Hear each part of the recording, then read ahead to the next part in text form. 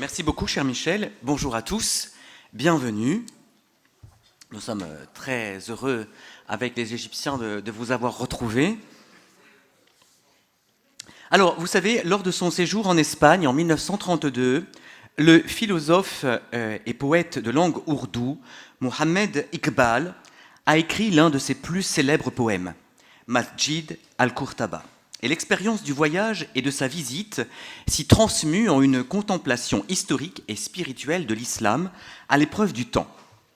Le poème figure dans son recueil Bab al-Jibril, les ailes de Gabriel. Et par ces quelques versets ici retenus, voici comment il présente le sanctuaire. Ô sanctuaire de Cordoue, c'est par l'amour que tu existes. L'amour est pure permanence. En lui, ni devenir, ni déclin. Couleur, brique ou pierre, corde, lettre ou son, le miracle de l'art ne se manifeste que par le sang du cœur. Ta majesté et ta beauté sont la preuve de l'homme de Dieu. Lui aussi est majesté et beauté, toi aussi, majesté et beauté.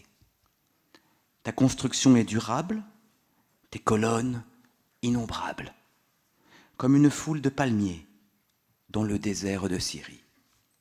Sur tes portes et tes toits resplendit la lumière de la vallée d'Aïman. Ton minaret s'élève, lieu d'épiphanie de Gabriel. Par toi s'est dévoilé le secret du croyant, la brûlure de ses jours, la ferveur de ses nuits. En affirmant que la majesté du monument est la même que celle du croyant, Iqbal nous invite à penser et à voir l'esthétique dans le patrimoine islamique, non comme une simple parure, mais comme objectivation de la foi et de la vertu religieuse, spirituelle et morale. La pierre de Cordoue ne tient pas par le mortier, mais par l'amour, cette pure permanence qui réconcilie la forme sensible et l'exigence éthique. Comme il est aisé donc d'ouvrir à la thématique de notre colloque, éthique et esthétique dans le patrimoine islamique, en ce lieu où rien ne retient le regard et l'œil s'ouvre à l'infini. Il ne sait ni où s'arrêter, ni où commencer. Dans ces innombrables piliers, l'esprit se déprend de toute forme, il ne se fixe plus, il chemine et s'abandonne dans une forêt sans fin. Mais comment lire et saisir l'intelligibilité de cette perception artistique de l'infini ? Dans la tradition philosophique européenne, l'appréhension de l'esthétique islamique a été profondément marquée par la lecture qu'en a proposée Hegel dans son Esthétique. Hegel reconnaît dans l'art oriental la beauté du raffinement ornemental, à l'exemple de l'arabesque, mais il le voit comme une preuve qu'ici, l'idée est incapable de se fixer dans une forme concrète. La répétition infinie des motifs est, à ses yeux, la marque d'un esprit qui, en s'évadant dans l'abstraction, ne parvient cependant pas à saisir la réalité spirituelle de l'homme.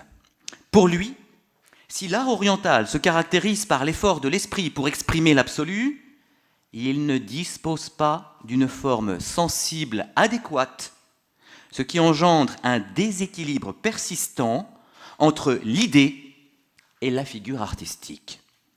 Comme il le dit, l'art islamique relève par conséquent essentiellement du sublime, l'absolu y étant conçu comme une unité abstraite devant laquelle l'individu ne parvient pas encore à s'affirmer comme un sujet libre.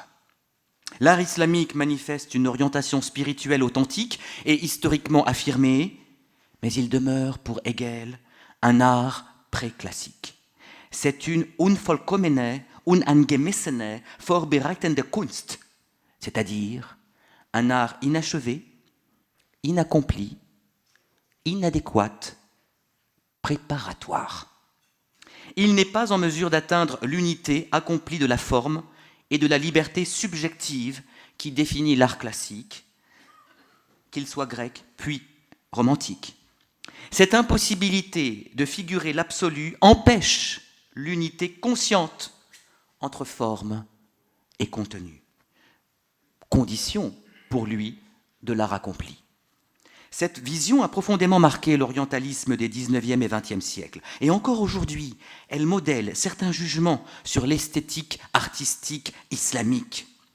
Mais il faut reconnaître que les travaux des historiens de l'art, qu'ils soient d'Orient ou d'Occident, du Nord ou du Sud, ont permis de largement dépasser cette vision. Oleg Grabar a par exemple montré que l'ornement islamique n'est pas compensatoire. Il ne remplace pas une représentation absente. Il organise l'expérience esthétique elle-même. Il est une structure centrale de production de sens. Il est médiation active entre l'œuvre, l'espace et celui qui la regarde. Contrairement à la perspective hegelienne, l'art islamique ne cherche pas à dire l'idée dans une forme, mais à mettre le sujet dans une relation dynamique avec l'espace et le visible. Et l'historienne Gülru Nesipoglu a quant à elle établi que l'abstraction islamique est conceptuelle et intellectuelle, non primitive ou uniquement symbolique au sens hegelien. Et dans The Topkapi Scroll, Geometry and Ornament in Islamic Architecture, elle montre que la géométrie et la répétition expriment une rationalité visuelle, sophistiquée, et non un stade primitif de l'art.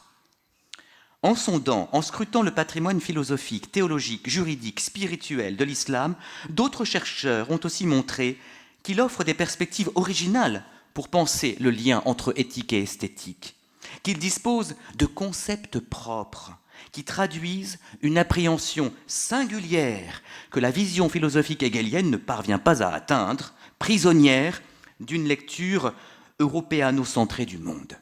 Et c'est donc à la lumière de ce terreau de réajustement des connaissances et de reconnaissance que s'inscrit notre colloque.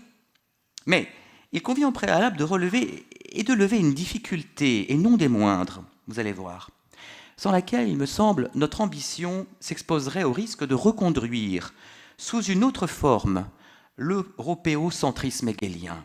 Car les mots mêmes que nous avons utilisés pour penser notre thématique ne sont-ils pas porteurs d'une tension, parce que, historiquement et géographiquement situés, ne nous conduisent-ils pas à nous écarter de ce regard singulier et spécifique du patrimoine islamique que nous voulons, me semble-t-il, étudier ? En effet, éthique et esthétique, avons-nous dit, que nous avons traduit d'ailleurs en arabe par akhlaqiyya et jamaliya. Mais ces expressions sont, en tout cas pour l'arabe, sont des néologismes modernes. On ne les retrouve pas chez Ibn Sina, chez Farabi, chez Razali.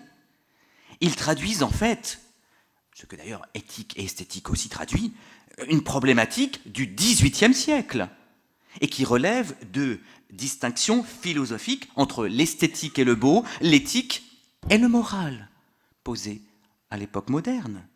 Donc, si en arabe, esthétique et beau proviennent certes de la même racine, jamala, écoutez, le français recourt à des étymologies différentes, et ce n'est pas pour rien. Beau vient du latin bellus, qui renvoie à l'harmonieux, à l'agréable, à une qualité de l'objet de l'expérience ou de l'expérience. Le beau est une valeur. Esthétique, en revanche, provient du grec esthésis, qui renvoie à l'idée de sensation, à l'idée d'une perception. Et au XVIIIe siècle, je le mentionnais tout à l'heure, dans un ouvrage fondamental et fondateur, Baumgarten définit l'éthique comme la science de la connaissance du sensible. L'esthétique renvoie à une théorie de la sensibilité, du sentir, de l'expérience perceptive. Dans ce cadre, elle ne saurait donc se réduire au beau, car l'esthétique peut inclure le laid, le sublime, le choquant, l'ambigu, l'ambivalent, dirait Thomas Bauer, le dérangeant. Et elle peut tout aussi bien être convoquée pour exprimer la sacralité d'un lieu, celle d'une mosquée, celle de la Kaaba par exemple, que l'expression d'une résistance par rapport à un ordre social ou politique, ou encore un rapport ambivalent notamment à l'égard de la violence ou du sang, à l'instar de l'esthétique des martyrs. Avec le beau, la différence est à la fois structurelle et épistémologique. L'esthétique ne renvoie ni à une propriété de l'être, qu'il s'agisse de son harmonie ou de sa proportion, ni à une métaphysique à contempler. L'esthétique, c'est la manière dont le sensible connaît, en tout cas pour Baumgarten. Quant à l'éthique, là aussi le français pose une distinction capitale en la différenciant de la morale.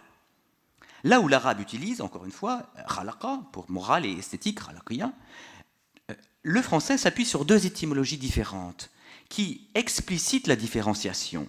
Morale vient du latin mores, coutume, et désigne les règles de conduite socialement établies. Chez Cicéron et Sénèque, mos, mores, désigne la conduite conforme aux vertus et aux lois de la société.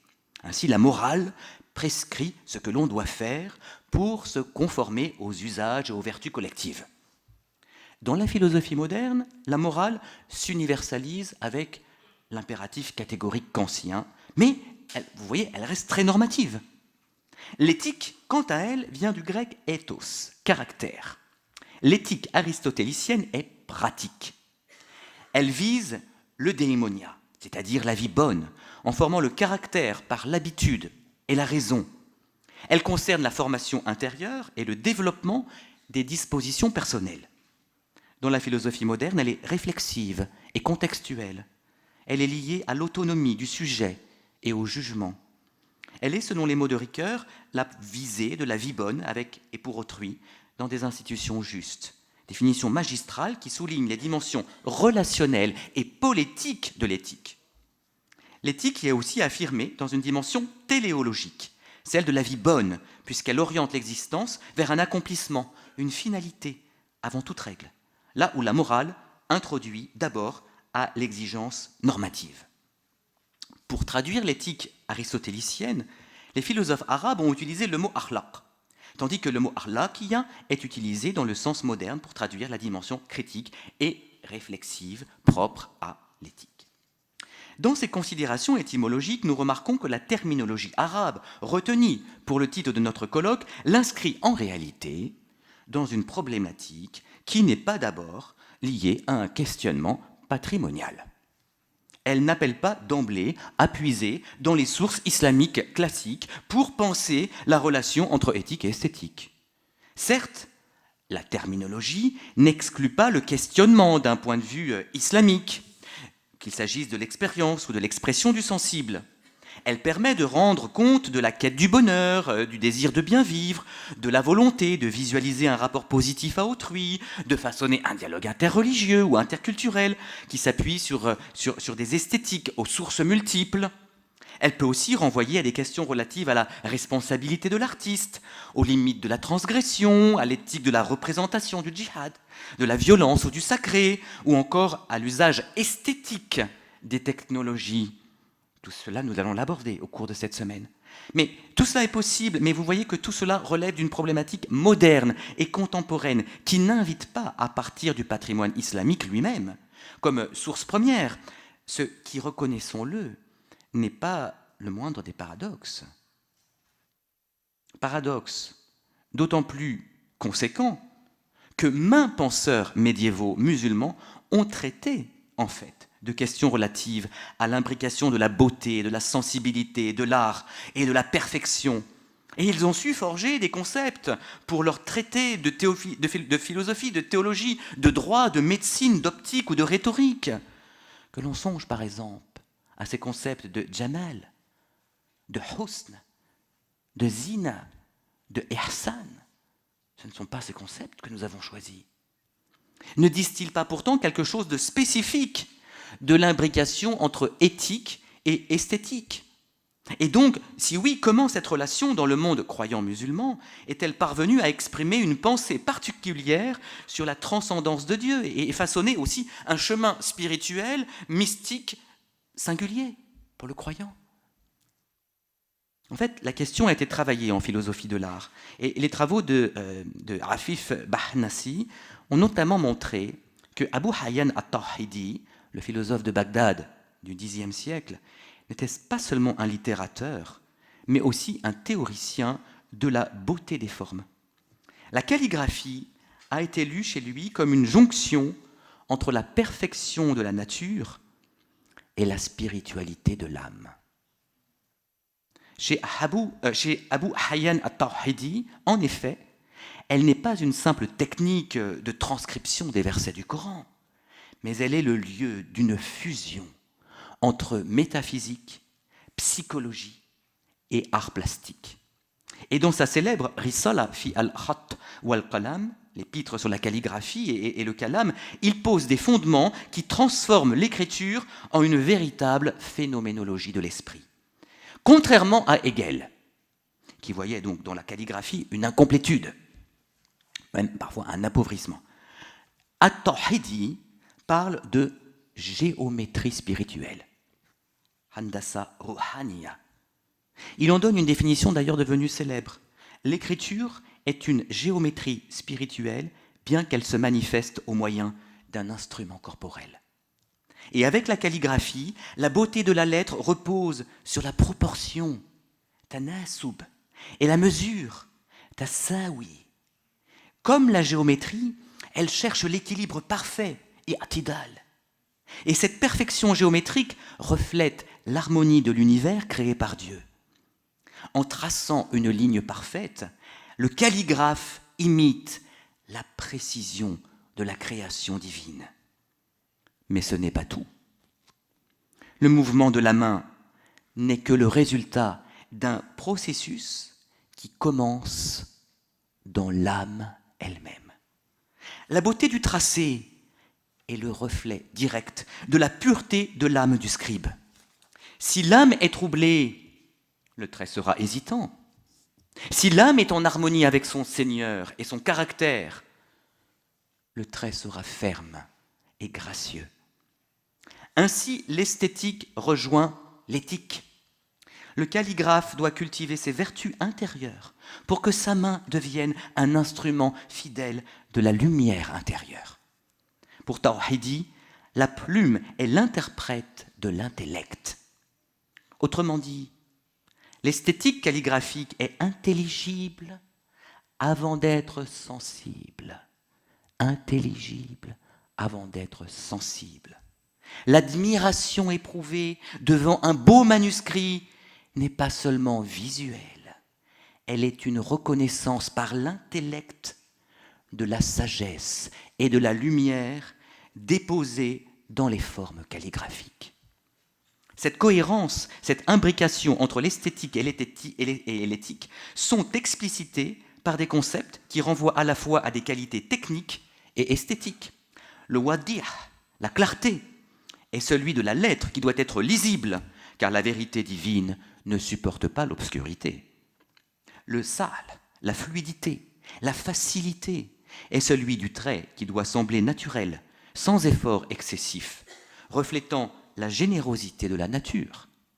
Le tashrif, l'ennoblissement, est celui de la manière dont les lettres s'élèvent ou se lient et doit évoquer une hiérarchie et une noblesse de forme. Du point de vue théologique, la calligraphie est l'art de rendre visible la parole de Dieu, le Coran. L'écriture devient un pont entre le visible, shahada, et le monde invisible, ghaib. La calligraphie est l'effort humain pour donner à la révélation une parure digne de sa source divine.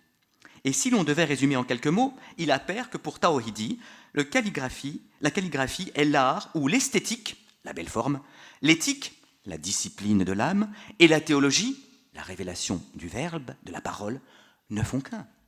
C'est une géométrie spirituelle, avons-nous dit, la trace sensible de la parole incréée à travers la médiation de l'intellect humain. Si l'art et la beauté de la calligraphie sont ainsi intégrés à une dimension éthique et spirituelle, la beauté, cependant, n'entretient-elle pas des liaisons ambiguës, voire dangereuses, avec la sensibilité et l'esprit, en les distrayant, voire en les égarant? La question est posée par Platon, et avec une acuité plus incisive encore chez Plotin dans les Énéades, puisqu'il souligne que la beauté sensible peut devenir une distraction ontologique, et que l'âme, en se laissant fasciner par les formes visibles, risque d'oublier sa propre origine intelligible. Comment cette vision d'une esthétique qui égare l'âme a-t-elle été abordée chez nos philosophes et maîtres spirituels de l'islam? Et puisque nous parlions de Platon, la critique coranique de la poésie, et ce verset célèbre où les poètes sont vus comme ceux qui errent dans chaque vallée et disent ce qu'ils ne font pas, ne traduisent-ils pas le soupçon envers l'esthétique du verbe, la rhétorique, capable de masquer le mensonge, ou pire encore, l'immoralité? Car la beauté de la forme poétique peut servir à rendre le vice attrayant, ultime menace pour la société. Bien des penseurs musulmans ont ainsi mis en garde contre toute beauté sensible qui peut devenir un obstacle à la vie éthique et spirituelle. L'esthétique est dispersion. C'est ainsi que les termes zina, parure, et zuhruf, ornementation, ont été présentés comme des formes de tromperie ou de distraction qui éloignent de la vérité. Tromperie, car les dorures extérieures peuvent dissimuler la laideur intérieure. Égarement, puisque le plaisir de l'œil distrait le cœur de son orientation vers le Dieu unique. Pour un maître soufi comme Al-Hujwiri, dans son Kashf al-Mahjoub, la zina est toujours suspecte. Pour lui, la parure du monde est le voile par excellence et constitue par conséquent la négation même du dévoilement spirituel qui est l'objet de la quête soufie. Il n'est alors guère surprenant qu'il prône une éthique du dépouillement, où la beauté ne doit jamais être une parure de l'apparence, zinat zahir, mais une transparence de l'être. Et chez Hujwiri, tout ornement qui ne provient pas du cœur est une idole qui s'interpose entre le croyant et le créateur. Al-Ghazali, dans la même veine, fustige la vanité de ces savants et juristes de cour, drapés de leurs robes d'apparat, et dans l'Ihya, il dénonce ce luxe vestimentaire comme le suaire de leur propre vide spirituel. En soignant ainsi leur parure mondaine, ils ne font qu'étaler l'abîme qui les sépare des réalités célestes qu'ils prétendent pourtant servir. En prenant l'argent des pauvres pour se couvrir de dorures ou habiter de riches palais, ils font œuvre d'injustice. Et avant lui, Ibn Hazm de Cordoue, bien que théoricien subtil de l'amour et de la beauté dans le colis de la colombe, s'inscrit dans une anthropologie morale où la beauté sensible est fondamentalement ambivalente. Ce n'est pas seulement la zina, l'ornementation, qui pose problème, mais le jamal, la beauté. Dans Tawq al-Hamam, comme dans Al-Akhlaq ou As-Siyar, elle apparaît d'abord comme une épreuve, fitna, susceptible de faire basculer l'âme dans le hawa, la passion désordonnée, et de subvertir la raison par les sens. La beauté corporelle n'est jamais innocente. Elle fascine, certes, mais elle trompe.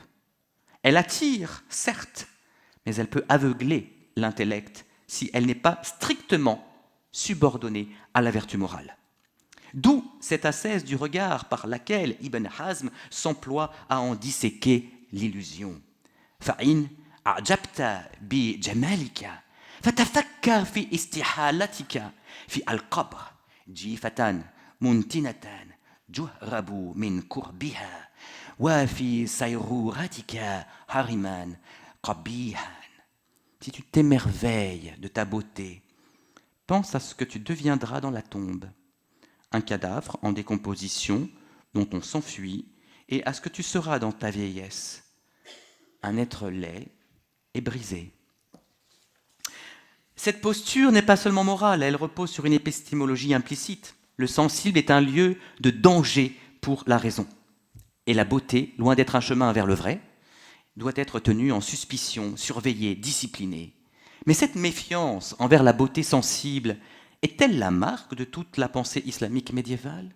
Faut-il vraiment voir dans le jamal un danger pour la raison, ou peut-il, au contraire, devenir un chemin vers le vrai et vers le bien? Et c'est précisément à ce point que s'ouvre la perspective d'Al-Farabi, ou plus radicalement encore, du mystique andalou Ibn al-Arabi. Dans le Kitab as-Siyasa, Farabi comprend la zina comme le reflet de la splendeur divine. Et pour le philosophe, éthique et esthétique sont profondément liés car leur rapport est structurel à la nature de l'être. La beauté est l'expression de la perfection, et à ce titre, elle renvoie à Dieu lui-même, beauté absolue, perfection absolue. Plus un être s'approche de sa perfection, plus il est beau. Et à l'inverse, la laideur n'est que la manifestation ou le défaut d'une imperfection. Par ailleurs, puisque la démonstration philosophique abstraite n'est pas accessible à tous, c'est comme ça, l'esthétique devient un instrument au service de l'éthique. Par l'imitation, muhakat, et par l'imagination, poètes et artistes traduisent les vérités intelligibles en formes sensibles, rendant la vérité accessible au plus grand nombre. La beauté des images, des poèmes et des œuvres d'art permet ainsi de rendre les principes éthiques désirables et compréhensibles, encourageant les citoyens à pratiquer les vertus et à éviter les vices. L'esthétique, ici, est subordonnée à la finalité morale et politique de la cité vertueuse. Elle habille l'éthique pour qu'elle atteigne tous les individus. Cette médiation ne passe pas seulement par le visible, mais aussi par l'audible. Dans le Kitab al-Musika al-Kabir, Farabi développe une véritable psychologie de la musique. Il distingue ainsi certaines mélodies capables d'agir sur les caractères al-alhan al-mu'athira, parfois apaisants, parfois excitant les passions. Et dans ses nécrologies des hommes illustres, Ibn Khallikan rapporte la légende qui atteste que Farabi maîtrisait les maqamat, les modes musicaux et leurs effets, al-ta'thir. Invité à la cour de l'émir Hamdanid, Saïf ad-Dawla, à Alep, Farabi se vit convié à prendre place selon son rang. Faisant preuve d'une certaine assurance, d'ailleurs assez inhabituelle, il s'assit aux côtés de l'émir lui-même. Interrogé sur ses talents de musicien, il sortit un instrument de son invention et demanda « Quelle émotion souhaitez-vous que j'éveille en l'assistance ?» Il commença par jouer un air qui déclencha un rire irrépressible parmi les courtisans. Je dois avoir une voix très musicale. Changeant de mode, il joua une autre mélodie qui plongea l'assistance dans une tristesse irrépressible. Et enfin, il joua une harmonie si douce qu'un voile de léthargie s'empara de l'assemblée, scellant les paupières des courtisans dans un sommeil invincible. Il en profita pour partir en toute discrétion. Ainsi, parce qu'elle joue sur les caractères, la musique ne peut se réduire à un simple plaisir. Elle possède une fonction thérapeutique et éthique. Elle restaure l'équilibre de l'âme. Elle favorise l'harmonie intérieure, condition indispensable à une conduite vertueuse. Quant à Ibn Arabi, il rompt avec la critique morale de la superficialité mondaine ou la critique portée par les premiers soufis sur la beauté comme voie d'égarement et qu'Al-Razali fait sienne, du moins en partie. Sa lecture du hadith « Dieu est beau et il aime la beauté » « Inna Allah jamilun yuhabbu al-jamal » renvoie à la structure ontologique de l'être. Dieu est beau en son essence, il aime la beauté parce qu'il se manifeste en elle, et il aime celui qui le reconnaît dans les formes. La zina n'est pas qu'une simple parure, mais elle est ce par quoi Dieu rend le monde apparent, lisible, aimable. Elle n'est pas un ornement extérieur à l'être, mais elle est la forme visible d'un nom divin. Chez Ibn Arabi, le salut ne vient pas de la forme elle-même, mais de la qualité du regard que l'on porte sur elle et qui y voit l'auto-révélation de Dieu, la manifestation divine. Ainsi, pour Ibn Arabi, le véritable danger est pour celui qui s'arrête à la forme et absolutise le voile au lieu de traverser la forme pour y connaître Dieu. Le salut, avant d'être pénal ou récompensatoire, est le fait de ne pas être voilé de Dieu, de voir Dieu dans les formes sans l'y enfermer. Il est dans le tahqiq, la réalisation spirituelle, dans le kashf, le dévoilement, dans la ma'rifa, la connaissance subtile. Pour autant, chez lui, l'éthique, al-akhlaq, n'est pas périphérique, mais la condition même du juste dévoilement. Car le voile n'est pas dans la forme, mais dans les dispositions intérieures. L'éthique, parce qu'elle est théomorphique, c'est-à-dire ce qui, conforme au caractère de Dieu, contribue à purifier l'intention et à rectifier le regard. Loin d'être figée, vous le voyez, la terminologie esthétique arabe est donc un terrain de tension, de discussion. Et cette plasticité lexicale appelle à la vigilance philologique et exige de notre part une attention constante à la diachronie. Chaque terme est une trajectoire historique dont il convient d'identifier la pluralité des sens, parfois au sein des écrits d'un même auteur. Car même si des auteurs soufis avertissent contre la dispersion de l'esthétique, ils l'envisagent aussi comme un chemin de perfection qui ouvre l'homme au paradis.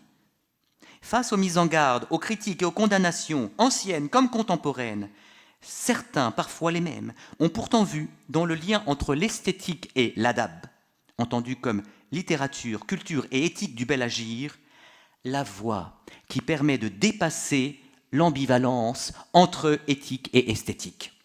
Car si l'art est éduqué et formé par la noblesse de l'esprit, à l'image du beau modèle qu'est le messager de l'islam, dont le corpus des hadiths chante les nobles vertus, makarim al-akhlaq, il a alors, l'art, la capacité de ramener l'individu vers une harmonie intérieure. Et comme l'excellent travail conduit sous la direction de Catherine Mayer-Jowen, Luca Patrizzi, Francesco Chiabotti, l'a mis en lumière, l'adab apparaît ainsi comme le lieu de convergence entre l'éthique du comportement, l'esthétique de la forme et le savoir comme éducation spirituelle. Il articule le beau et le bien, la perfection formelle et la rectitude morale. D'abord lié à la figure de l'homme lettré, versé dans la poésie ancienne, l'éloquence et la mémoire des grandes épopées tribales, l'adab est transformé au contact d'un héritage persan en un idéal de distinction et de savoir-vivre, devenant le nom même d'un raffinement, de la politesse et des formes de civilité propres au milieu de cour. Le célèbre hadith du messager de l'islam, Addabani Rabbi fa ahsana adabi, mon Seigneur m'a enseigné l'adab et il l'a porté en moi à la perfection, en constitue la matrice fondatrice, en faisant de l'adab le principe à partir duquel se pense, se transmet et se vit l'unité du beau, du bien et du vrai.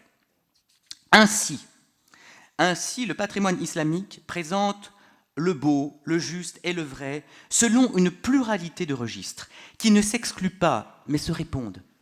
Les textes sacrés et la réflexion théologique posent la beauté comme une émanation du divin. Dans la mystique soufie en particulier, l'expérience esthétique est une voie de connaissance spirituelle où le sensible devient transparent à la vérité. Le fiqh, pour sa part, inscrit l'esthétique dans une normativité concrète en encadrant les pratiques artistiques et les régimes de perception au sein d'un ordre de vie et de valeurs sociales partagées.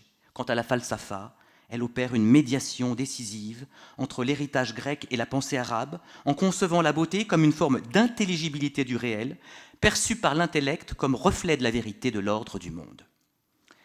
Silsila et rose Oshab, Nakshgar-e Hadasat. La chaîne des jours et des nuits est la sculptrice des événements, écrit Mohamed Iqbal dans Les ailes de Gabriel. Et par ses vers dédiés à la mosquée de Cordoue, le poète rappelait que les œuvres humaines, lorsqu'elles sont habitées par une vision spirituelle, traversent le temps et continuent d'interroger l'histoire.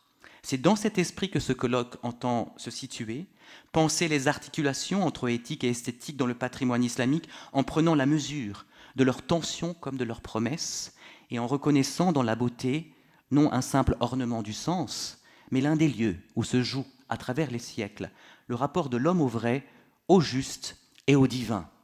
Bon colloque.